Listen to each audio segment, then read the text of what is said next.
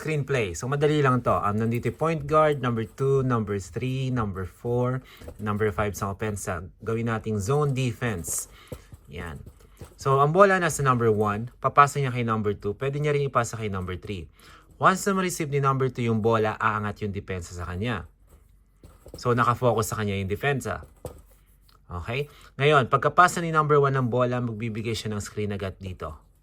Tatakbo siya. And then yung number 2, automatic, dito niya ikakat. Bubutasin niya yung depensa. So, once na nandito na si number 2, ang dami niya ng option. Pwede siyang mag-jumper. Okay? Ngayon, kapag iniwan ng depensa dito si number 3, pwede niyang i-kick out. Second option niya.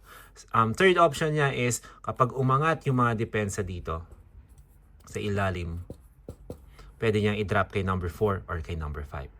Okay? Or, pwede mag-roll si number 1 o kaya number 1 naman dito, kick out 3 din. So, madami na kayong option. Simple screenplay lang yon. Let's go.